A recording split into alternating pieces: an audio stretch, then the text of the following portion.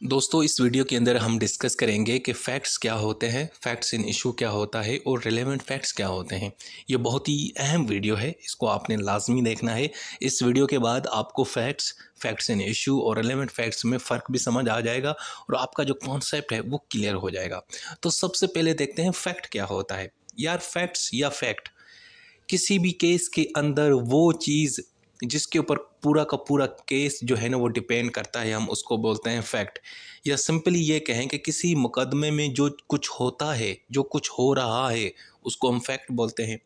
या ऐसे में कहूँ कि यार, केस के अंदर कोई ऐसी चीज़ जिसको हमने साबित करना है कि वो सही है या गलत है, उसको क्या बोलते हैं? फैक्ट बोलते हैं। या ऐसा मैं कहूँ कि यार, किसी भी केस के अंदर जो वक़्वा होता है, कोई इवेंट है, कोई अमल हुआ है, कोई एक्ट हुआ है, कोई बिहेवियर हुआ है, कुछ ना कुछ केस के अंदर होता है ना, कोई चल के आता है, कोई दौड़ के जाता है, कोई मरता है, कोई किसी का नुकसान होता है, किसी के प्रॉपर्टी पे कब्ज़ा होता है, कोई किसी को धमकी देता है। ये क्या चीज़ें हैं? ये इवेंट्स हैं, ये एक्शन है। इन सारों को हम क्या बोलेंगे? फैक्ट्स बोलेंगे। ठीक है ना? और ये वो चीज़ होती है जिसके ऊपर फिर अदालत में मज़ीद आप सबूत पेश करते हैं उनको सही या गलत साबित करने के लिए। मिसाल के तौर पर मैं कहता हूँ कि यार, एक शख्स ने मेरे घर के ऊपर कब्ज़ा किया है, दिस इज़ अ फैक्ट। अब मैंने उसको साबित करना है कि ये फैक्ट सही है कि गलत है। ठीक है ना? अगला बंदा कहेगा कि जी, मैंने यानी कि वो प्रॉपर्टी पे जो है ना कब्ज़ा नहीं किया, बल्कि वो तो मेरी प्रॉपर्टी है। ये भी फैक्ट हो जाएगा। अब इसको हमने क्या करना है? साबित करना है। या हम ये कह सकेंगे कि हाँ, एक तो चीज़ क्लियर है कि एक प्रॉपर्टी है और दोनों प्रॉपर्टी, एक ही प्रॉपर्टी के ऊपर दोनों लोगों का अलग अलग वर्जन है, यानी वो क्या होगा कि इसका वो भी एक फैक्ट है। ठीक है? सो ये जो फैक्ट्स होते हैं ना, ये एक्चुअली केस की जान होती है। यानी केस में जो जो कुछ हो रहा होता है, यार देखो, जब आप अदालत जाते हो, मुकदमा करते हो, तो किसी के खिलाफ शिकायत लगाते हो ना, तो उस वो शिकायत क्या होती है? उसमें ये कहते हो ना कि यार, अगले बंदे ने मेरा हक खाया है, अगले बंदे ने मेरी गाड़ी को नुकसान पहुंचाया, अगले बंदे ने मुझे धमकियां दी हैं। अब ये क्या चीज़ है? यही तो फैक्ट है ना। ऐसी चीज़ जिसको हमने अदालत में जाके साबित करनी होती है, या ऐसी चीज़ जिसके ऊपर आपका झगड़ा होता है, ऐसी चीज़ जो गलत या सही करने के ऊपर आपने वो अदालत में गए हो, उसको हम बोलते हैं फैक्ट्स। और ये वो चीज़ होती है जिसके ऊपर हम आर्गूमेंट देते हैं, बहस करते हैं अदालत में, फिर अदालतें हमें फैसला सुनाती हैं। ये होता है फैक्ट। सो एक्चुअली फैक्ट जो है ना, वो एक पूरे की पूरी केस की जान है।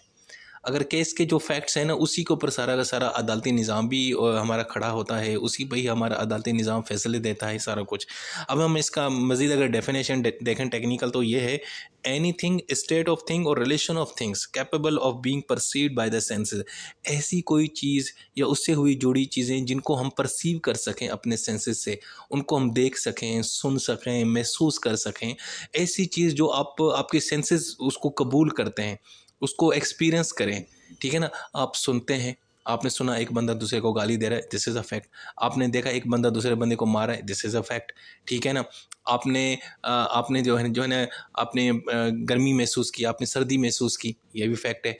एक अगले बंदे ने आपको चोट आपको आपको थप्पड़ मारा या आपको पीटा, तो आपको दर्द महसूस हुआ, दिस इज़ अ फैक्ट। ठीक है? तो ऐसी चीज़ जिसको हम महसूस कर सकें, अपने सेंसेस के ज़रिए परसीव कर सकें, उसको बोलते हैं फैक्ट। या दूसरा, any mental condition of which any person is conscious.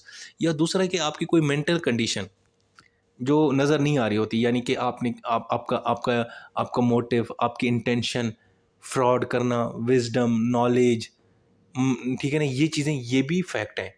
आप किसी के बारे में बदगुमानी रखते हो, आप किसी के बारे में इरादा करते हो दिल ही दिल में, माइंड के अंदर, कि यार, इस बंदे को आज मैंने ना मार देना है। ये क्या है? ये इंटेंशन है, और ये इंटेंशन नज़र नहीं आता, ये मेंटल कंडीशन है, तो ये भी फैक्ट है। मिसाल, अब हम एग्जांपल देखते हैं। A man is able to see an object before him. एक शख्स ने अपने सामने रखी हुई एक चीज़ को देखा। मैंने किसी चीज़ को महसूस किया है, किसी चीज़ को मैंने सुना, ये क्या? ये फैक्ट है। या दूसरा, a man think about a particular thing is a fact. एक शख्स ने किसी चीज़ के बारे में सोचा, ये भी क्या होगा? ये फैक्ट हो गया। सो फैक्ट मेरे दोस्तों वो चीज़ होती है जो केस जिसके ऊपर डिपेंड कर रहा होता है, वो एक ऐसी चीज़ जिसको हमने अदालत में साबित करना होता है कि वो सही है, गलत है। ऐसी चीज़ जो है ना, या ऐसा इवेंट या सर्कमस्टांसेस जिसके होने के बाद आपको फिर अदालत में जाना पड़ता है। क्योंकि झगड़ा इसी चीज़ का होता है ना, अगला बंदा कहता है कि मैंने चोरी की है, अगला यानी कि मैंने चोरी नहीं की, दूसरा कहता है कि जी नहीं, इसने ही चोरी की है। अब ये फैक्ट है कि उसने कहा मैंने चोरी की है, नहीं की है, वो कहता है मैंने इसने ही चोरी की है। ये इशू है, ठीक है। तो ये हो गया फैक्ट। इसको मज़ीद मैं आसान कर देता हूँ। इसकी दो कैटेगरीज बनती हैं, एक फिजिकल फैक्ट और एक है साइकोलॉजिकल फैक्ट। फिजिकल फैक्ट्स को हम एक्सटर्नल फैक्ट्स भी बोलते हैं, वो फैक्ट्स जिनको हमारी बॉडी सेंस कर सकती है, यानी हमारे कान सुन सकते हैं, आंखें देख सकती हैं, ठीक है, जिनको हम महसूस कर सकते हैं। मिसाल के तौर पर अब कोई सिक्योरिटी कैमरा की जो फुटेजेस हैं उससे पता चलता है कि ये शख्स बिल्डिंग में इंटर हो रहा था और उसने बाद में फिर इस बंदे को मार दिया। अब वो जो फुटेजेस हैं, वो जो तस्वीर है, वो एक फिजिकल चीज़ है। आप उनका प्रिंट निकाल के अपने हाथ में रखेंगे तो आपको वो फिजिकल महसूस होंगे। तो ये क्या, ये एक फिजिकल फैक्ट है, ठीक है। या एक बंदे ने दूसरे बंदे को एक हथियार से मारा, वो जो वेपन है वो भी एक फिजिकल चीज़ है, वो भी फिजिकल फैक्ट है। अच्छा, अब साइकोलॉजिकल फैक्ट्स क्या होते हैं? वो चीज़ जिनको हम परसीव नहीं कर सकते लेकिन हमारे वो माइंड में होते हैं और हम उनको बोलते हैं इंटरनल फैक्ट्स। जैसे इंटेंशन, मेंजरिया, यानी इंटेंशन करना किसी को मारने का, ठीक है ना, इरादा करना। नॉलेज, हाँ जी मुझे पता था इस चीज़ के बारे में कि ये बंदा दूसरे को मारने जा रहा है। या गुड फेथ, अच्छे इरादे से फ्रॉड करना, धोखा देना, ये क्या है? ये सारी चीज़ें साइकोलॉजिकल फैक्ट्स हैं जिनको हमारी बॉडी देखती नहीं है लेकिन हमारी माइंड में ये चीज़ें चल रही होती हैं। हम फ्रॉड को साबित कर सकते हैं, मतलब वैसे हम देख सकते हैं, परसीव कर सकते हैं, नहीं कर सकते ना, ठीक है। तो ये भी एक साइकोलॉजिकल या मेंटल फैक्ट है। तो भाई फैक्ट आपको क्लियर हो गया? नहीं हुआ? नहीं हुआ तो फिर ये मिसाल देख लो। देखो जी, ये एग्जांपल है। इमेजिन करें कि आपका जो पड़ोसी है ना, उसके घर के अंदर एक दरख्त लगा हुआ है और वो जो दरख्त है ना, वो आपकी जो गाड़ी थी ना वो कहीं पार्किंग में लगी हुई थी साथ वाली दीवार पे घर के अंदर, और साथ में पड़ोसी का घर था। तो पड़ोसी का जो दरख्त है ना वो आपकी गाड़ी के ऊपर गिर गया। अब ये क्या है? ये एक केस का फैक्ट है। इसमें दरख्त भी फैक्ट है, गाड़ी भी फैक्ट है, गाड़ी के ऊपर गिरा, नुकसान हुआ, ये भी फैक्ट है। अब अदालत में फिर मज़ीद इसके ऊपर बात होगी। अगला बंदा कहेगा नहीं जी वो जो है ना अभी इसमें रिस्पॉन्सिबल कौन होगा? आपके पड़ोसी आपका रिस्पॉन्सिबल है, ठीक है ना, कि वो पे करेगा, वो आपको गाड़ी को ठीक करा के देगा क्योंकि उसका दरख्त था, उसके घर में लगा हुआ था। या अगला बंदा ये भी कहेगा कि नहीं जी वो मैंने जो दरख्त लगाया था वो जो था ना वो तो बिल्कुल सही था, ये तो नेचुरली कोई हवा लगी, ये किया वो किया और तूफ़ान आया वो गिर गया, अब इसमें मेरा क्या कसूर है, ये तो कुदरत की तरफ से हुआ है। या अदालत ये भी देख सकती है कि वो दूसरे फैक्ट्स को भी देख सकती है कि आया वो जो दरख्त था वो बीमार तो नहीं था, वो कमज़ोर तो नहीं था, ठीक है ना। उस बंदे ने, उसको पता भी था कि ये दरख्त जो है ना वो गिरने वाला है, कमज़ोर है, कभी भी किसी टाइम भी गिर जाएगा, उसने इसको क्यों नहीं कटवाया, ठीक है ना। तो ये पड़ोसी को ये भी कह सकती थी। दूसरा ये भी तो हो सकता है ना, अगले बंदे को भी कहेगी कि भाई साहब आपको पता तो था ना कि आपके साथ वाली दीवार में एक दरख्त लगा हुआ है और वो कमज़ोर है, वो कभी भी गिर जाएगा, फिर भी आपने वहाँ पे अपनी गाड़ी को क्यों पार्क किया, आपने किसी जगह और क्यों नहीं किया। अब ये भी इशू हो सकता है, ये फैक्ट इशू हो जाएगा। तो फैक्ट क्या है कि भाईजान मेरी गाड़ी का नुकसान हुआ है, ये भी फैक्ट है। मेरी गाड़ी के ऊपर दरख्त गिरा है, ये भी फैक्ट है। लेकिन अब एक्चुअली जो इशू होगा वो ये होगा कि इसका ज़िम्मेदार क्या है, ठीक है ना? वो होगा फिर फैक्ट एंड इशू, और वो मैं अब आपको बता रहा हूँ। तो फैक्ट क्लियर हो गया। अच्छा जी, अब उसके बाद है facts and issue. Fact and issue क्या है?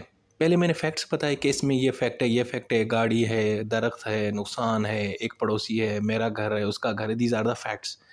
लेकिन फैक्ट्स एंड इशू का मतलब है कि कौन सा प्रॉब्लम है, यानी कंट्रोवर्सी क्या है, कंट्रोवर्शियल फैक्ट कौन सा है।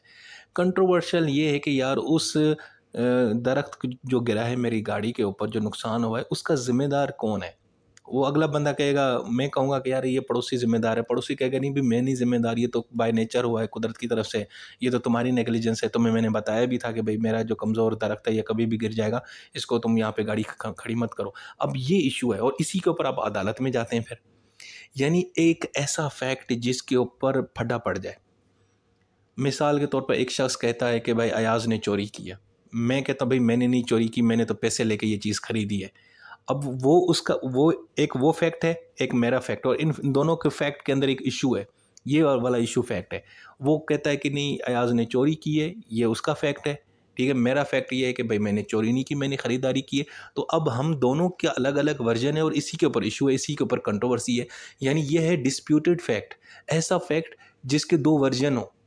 अब हमने अदालत में जाके उसमें उसको साबित करना है कि आया मेरी बात सही है या उसकी बात सही है, और इसी को हमने ठीक करना है। तो इस ऐसे फैक्ट, कोई ऐसा फैक्ट केस का जिसके ऊपर हमारा झगड़ा शुरू हो जाए, कंट्रोवर्सी शुरू हो जाए, ठीक है ना, डिस्प्यूट हो जाए, जिसको हमने आगे जाके अदालत में इन्वेस्टिगेशन करवाना है, हमने अदालत में सही साबित या गलत साबित करना है, उस फैक्ट को हम बोलते हैं फैक्ट एंड इशू, ठीक है ना। अब मैं इसका एग्जाम्पल देता हूँ। मिसाल के तौर पर एक मर्डर का केस है, ए ने बी को मारा, ए ने बी का कत्ल किया। अब ये क्या है, ये एक सिंपल सा फैक्ट है। लेकिन अब इसमें इशू ये होगा कि ए ने ही बी को मारा है या नहीं मारा। अब अगला बंदा कहता है ए ने नहीं मारा, दूसरा कहते हैं नहीं जी वो बी को किसी और ने मारा है। अब ये है फैक्ट एंड इशू। अब इसके ऊपर हमारा पढ़ा होगा, इसी के ऊपर हमारे अदालत में केस चलेगा। एक और एग्जांपल देखते हैं। In case of breach of contract the fact that A fail to deliver the goods as per the agreement is a fact and issue. एक अदालत में दूसरा बंदा जाता है, उसने कहा यार इस बंदे ने एग्रीमेंट के तहत मुझे ये चीज़ें यानी देनी थी, वो नहीं दी उसने, तो भाई सर इसको सज़ा दें। अब ये फैक्ट एंड इशू है। बंदा यानी अगले बंदे ने अदालत को ये एक फैक्ट बताया कि सर इस बंदे ने मुझे एग्रीमेंट के तहत कुछ चीज़ें देनी थी, उसने मुझे नहीं दी। अब ये फैक्ट एंड इशू है। इस फैक्ट के ऊपर इसको एतराज़ है ना कि यार ये मतलब ऐसा नहीं होना चाहिए था, इसलिए वो अदालत गया और अब अदालत इसके ऊपर तहकीकात करेगी कि आया ऐसा ही हुआ है। अगर हुआ है तो फिर अगले बंदे को सज़ा देगी, पनिशमेंट देगी, या उसको कहेगी कि चलो जी तुम्हें मैं फ़ाइन करती हूँ। ठीक है। सो ये है फैक्ट इशू, यानी एक ऐसा फैक्ट जिसके ऊपर झगड़ा हो दो बीच के पार्टीज में, हम उसको बोलते हैं फैक्ट एंड इशू। अब फैक्ट एंड इशू क्लियर हो गया? नहीं हुआ? चलो मजीद मैं इसको क्लियर करता हूँ।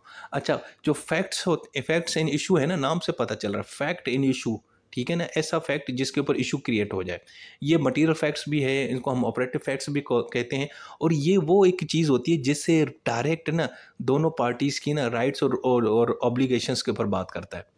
यानी मैंने किसी की गाड़ी को नुकसान पहुंचाया, ठीक है ना, उसको उसका शीशा तोड़ दिया। अब ये क्या है, ये फैक्ट एंड इशू है। अब इसमें जब मैंने किसी की गाड़ी को नुकसान पहुंचाया तो एक्चुअली मैंने उसका जो राइट है ना वो ख़राब किया। उसका राइट क्या था? उसकी राइट था कि उसकी प्रॉपर्टी को कोई डैमेज ना करे, उसकी प्रॉपर्टी हमेशा प्रोटेक्ट रहे। ये मैंने उसका राइट ख़राब किया। और मेरी ऑब्लिगेशन ये थी कि मैंने किसी के प्रॉपर्टी को नुकसान नहीं पहुंचाया, लेकिन नहीं पहुंचाना, लेकिन मैंने पहुंचा दिया, मैंने उसकी गाड़ी को नुकसान पहुंचा दिया। अब ये क्या, ये मेरी ऑब्लिगेशंस थी। मेरी ऑब्लिगेशन, मेरी जिम्मेदारी ये थी कि मैंने दूसरे की प्रॉपर्टी का ख्याल रखना है, लेकिन मैंने नहीं किया। यानी इसका मतलब ये है कि जो फैक्ट एंड इशू होता है ना, उससे आपके राइट्स और ऑब्लिगेशन का भी पता चलता है, एक ये चीज़। और यही वही फैक्ट एंड इशू होता है जिसको अदालत में साबित करना होता है। जैसे मैंने एग्जांपल दिया कि गाड़ी के ऊपर दरख्त गिर गया। अब गाड़ी वाला फैक्ट सिंपल फैक्ट है, दरख्त गिर गया ये भी फैक्ट है, लेकिन दरख्त जो गिरा है वो किसकी वजह से गिरा है? आया वो उस पड़ोसी की जिम्मेदारी, उसकी गलती है, या बाय नेचर तूफान की वजह से, या मेरी नेग्लिजेंस है क्योंकि मुझे उसने बताया भी था कि यहाँ पे गाड़ी खड़ी मत करना क्योंकि ये दरख्त कभी भी गिर जाएगा, ठीक है ना। अब ये जो है ना, इस चीज़ को हमने अदालत में साबित करना है। इस फैक्ट को, ये जो फैक्ट है ना, फैक्ट एंड इशू, इसको हमने अदालत में एविडेंस के ज़रिए साबित करना है, ओरल या डॉक्यूमेंट के ज़रिए। तो ये एक्चुअली है अपना फैक्ट एंड इशू, ठीक है। तो जो बंदा कहता है ना कि जी इस बंदे की वजह से मेरी गाड़ी का नुकसान हुआ है, तो फिर वो अदालत में जाके साबित करता है, यानी बर्डन ऑफ प्रूफ उसके ऊपर होता है। ठीक हो गया जी। तो ये हो गया हमारा फैक्ट एंड इशू।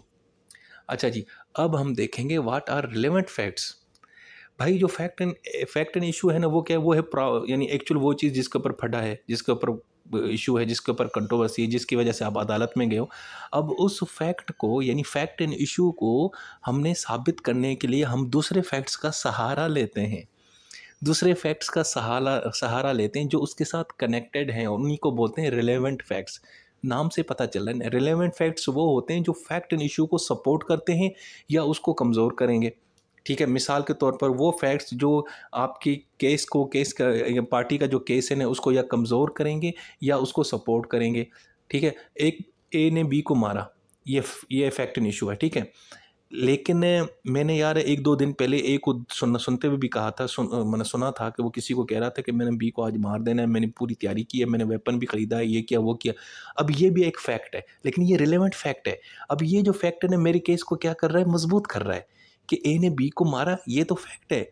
लेकिन ए ने 2 दिन पहले किसी को ये कहा भी था कि भाई मैंने बी को मारना है, मैंने उसके लिए तैयारी कर ली है, ये कर लिया वो कर लिया। अब ये जो फैक्ट है ना, ये रिलेवेंट फैक्ट है, क्योंकि ये जो है ना फैक्ट एंड इशू को सपोर्ट कर रहा है और मेरा केस मजबूत हो रहा है, ठीक है ना। ये अब ये क्या, ये रिलेवेंट फैक्ट है। हम इसका मजीद एग्जांपल देखते हैं। In case of murder the fact that A killed B is a fact and issue. A ने बी को मारा, ये एक फैक्ट एंड इशू है जिसके ऊपर इशू हुआ, जिसके वजह से ये केस शुरू हुआ, बंदा अदालत में गया। It is the main point of contention between the prosecution and the defence. लेकिन A had a motive to kill B is a relevant fact है। लेकिन ए का मोटिवेशन भी था, ए की इंटेंशन भी थी, उसका इरादा भी था बी को मारने का। वो 2 दिन से लोगों को कहता फिर रहा था कि बी को मैंने नहीं छड़ना, मैंने उसको ये कर देना वो कर देना है। अब ये जो फैक्ट है ये क्या हो गया, रिलेवेंट फैक्ट है। फैक्ट एंड इशू क्या है, ए ने बी को मारा। अब उसको सपोर्ट करने के लिए हमें एक और फैक्ट मिल गया कि भाई इसने 2 दिन पहले ना सोशल मीडिया पे वीडियो भी अपलोड की थी कि भाई मैं ए बी को ना फलां दिन के ऊपर ना टपका दूंगा, मार दूंगा। अब ये जो फैक्ट है ये क्या कहलाएगा, ये रिलेवेंट फैक्ट है। क्यों रिलेवेंट है, क्योंकि ये जो एक्चुअल फैक्ट है ना कि ए ने बी को मारा, उसको ये सपोर्ट कर रहा है। देखा जी, क्लियर हो गया ना। अब इसका दूसरा एग्जांपल देखते हैं सिविल केस के अंदर। ए ने एग्रीमेंट के तहत चीज़ें कुछ है ना यानी ट्रांसफ़र करनी थी, डिलीवर करनी थी। अब ये फैक्ट एंड इशू है। अब कुछ दिन अब ये मतलब ये फैक्ट एंड इशू है, लेकिन हुआ ये कि यार जिस दिन ये ना उसको ट्रांसफ़र करनी थी ना, उस दिन कोई तूफ़ान हो गया, बारिश आ गई, ये हो गया, वो हो गया, बेचारा जा नहीं पाया, उसकी गली मोहल्ले में पानी खड़ा हो गया या उसकी गाड़ी का एक्सीडेंट हो गया। अब ये जो फैक्ट है ना, ये होगा रिलेवेंट फैक्ट। यार ए ने चीज़ें डिलीवर नहीं की, ये इशू है, it is a fact and issue है, ठीक है। लेकिन इसको निगलेक्ट करने के लिए हमारे पास एक दूसरा फैक्ट है कि यार उस दिन जिस दिन बेचारे ने वो चीज़ें डिलीवर करनी थी, उस दिन बारिश हो गई थी, तूफ़ान हो गया था, ज़लज़ला आ गया था, उसकी गाड़ी ख़राब हो गई थी, उसका एक्सीडेंट हो गया। अब ये जो चीज़ है ये रिलेवेंट फैक्ट है। अब इस रेलेवेंट फैक्ट से क्या होता है कि वो जो फैक्ट एंड इशू है ना, वो कमज़ोर हो रहा है, या कमज़ोर होता है या स्ट्रॉन्ग होता है, ये दोनों सूरतें हो सकती हैं। सो ऐसा फैक्ट जो आपके फैक्ट एंड इशू को या तो सपोर्ट करे या उसको कमज़ोर करे, हम उसको बोलते हैं रिलेवेंट फैक्ट। इसके मज़ीद हम एग्जांपल देखते हैं। A person against whom the charge of murder is placed was in Multan on the date and time of the murder. एक बंदे के ऊपर इल्ज़ाम है, यानी मेरे ऊपर इल्ज़ाम है, अयाज़ के ऊपर इल्ज़ाम है कि अयाज़ ने फ़लाँ बंदे का यानी कि मर्डर किया, कत्ल किया। लेकिन जो लिखा हुआ था कि जी फ़लाँ तारीख को, यानी एक मैंने 1 जनवरी को। लेकिन भाई 1 जनवरी को तो मैं मुल्तान में था, जब आपने लिखा है कि अयाज़ ने 1 जनवरी रात को 12 बजे फ़लाँ बंदे को मारा है। उस वक्त रात को 12 बजे 1 जनवरी को तो मैं मुल्तान में था, मर्डर तो लाहौर में हुआ है। तो अब ये जो फैक्ट है ये क्या, ये रिलेवेंट फैक्ट है, और इस रिलेवेंट फैक्ट से जो फैक्ट एंड इशू है वो हो गया क्या, कमज़ोर हो गया। एक ये चीज़। दूसरा, a person who was hungry for the last 2 days before the offence of theft. एक बंदे के ऊपर इल्ज़ाम है कि ये इसने चोरी की है, लेकिन एक रिलेवेंट फैक्ट ये भी आ गया कि यार एक्चुअली वो 2 दिन से बेचारा भूखा था। अब इसका मतलब अब ये जो फैक्ट है ये फैक्ट एंड इशू को क्या कर रहा है, ये वीक कर रहा है कि यार एक्चुअली वो ना भूखा था, इस वजह से इसने चोरी की, ये फैक्ट एंड इशू है। 2 दिन से भूखा था, ये रिलेवेंट फैक्ट है। अब ये जो रिलेवेंट फैक्ट है ये आपको फैक्ट एंड इशू में काम आएगा, ठीक है ना, इसका भी यानी कि रिलेवेंसी बनती है। सो ये हो गया जनाब रिलेवेंट फैक्ट। इसको मज़ीद मैं आसान कर देता हूँ यहाँ पे कि रिलेवेंट फैक्ट्स जो है ना एक्चुअली वो एविडेंटरी फैक्ट्स हैं, यानी ये सबूत के तौर पे काम होते हैं। ये सर्कमस्टांशियल भी फैक्ट्स कहते हैं। ये हम एक्चुअली ये अदालत में पेश करते हैं, ये इसलिए ताकि जो फैक्ट एंड इशू है, जो कंट्रोवर्सी है, या तो उसको साबित किया जाए या तो उसको नेगलेक्ट किया जाए, ठीक है। ये हो गया जी। इसके बाद अब इनमें ना डिफरेंस आता है फैक्ट एंड इशू में और रिलेवेंट फैक्ट्स के अंदर, ठीक है। तो फैक्ट्स एंड इशू के अंदर जो डिफरेंस है वो ये है एक्चुअली कि जो फैक्ट्स एंड इशू है ना वो तब साबित किए जाते हैं जब किसी के ऊपर कोई मतलब जब फ्रेम चार्ज होता है, जब आपका फ्रेम चार्ज होता है ना, तब हम फैक्ट्स एंड इशू को वहाँ पे करते हैं। जब आप अदालत में जाते हैं ना, फ्रेमिंग ऑफ चार्ज लगाते हैं, तो वहाँ पे आप ना फैक्ट्स एंड इशू को साबित करते हैं, ठीक है। तो ये हो गया आपका फैक्ट्स एंड इशू। लेकिन जो रिलेवेंट फैक्ट्स हैं ना वो ट्रायल के स्टेज के ऊपर, जब ट्रायल शुरू होगा तब अदालत पूछेगी कि हाँ भाई क्या क्या हुआ था, कैसे हुआ मामला, तो तब आप उसको जाके ना उसके ऊपर बात करते हैं और तब आप पेश करते हैं कि ठीक है ना। फ्रेमिंग ऑफ चार्ज जब होती है ना, जब मुकदमा लगता है, जब आप फ़र्द जुर्म लगाते हैं तो कहते हैं कि ए ने बी को मारा। लेकिन जब आपकी इन्वेस्टिगेशन शुरू होगी, ट्रायल शुरू होगा, तब आपने कहना है कि ए ने बी को कैसे मारा। उसके लिए आप जो दूसरे फैक्ट्स देंगे ना, हम उसको क्या बोलेंगे, रिलेवेंट फैक्ट्स। इसी तरीके से facts and issue are focused on establishing rights, liability और डिसेबिलिटीज़।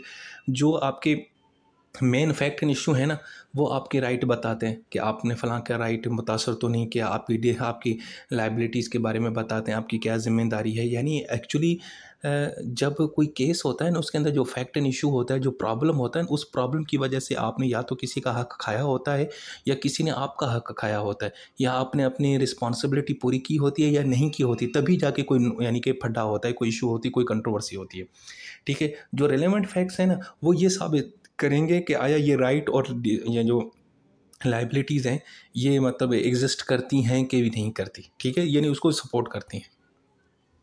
अच्छा, फैक्ट्स एंड इशू क्या है, ये प्राइमरी फैक्ट है जिसको अदालत में साबित करना है। रिलेवेंट फैक्ट क्या है, ये एक्चुअली एक नेसेसरी एविडेंटरी सपोर्ट है, ये आपके फैक्ट एंड इशू को या तो सपोर्ट करेगा या तो उसको कमज़ोर करेगा। ए ने बी को मारा, okay ji fact and issue है, लेकिन ए ने 2 दिन पहले ये वीडियो भी अपलोड की थी कि मैं फलां दिन को बी को मारूंगा। अब ये जो फैक्ट है ये रिलेवेंट है और ये आपके फैक्ट एंड इशू को क्या कर रहा है, ये सपोर्ट कर रहा है, ये एज ए एविडेंट के तौर पे इस्तेमाल होगा, ये एज ए सर्कमस्टांशियल यानी कि फैक्ट के तौर पे इस्तेमाल होगा।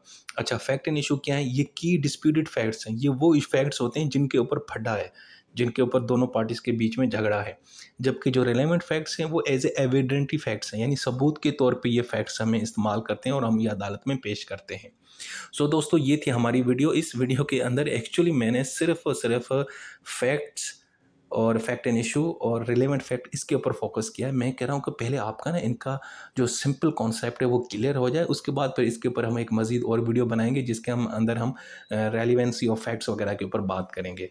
ठीक है जी, होपफुली आपको ये वीडियो पसंद आई होगी। अगर आई है तो भाई बस ओके कर देना, गुड कर देना। ठीक है, थैंक यू।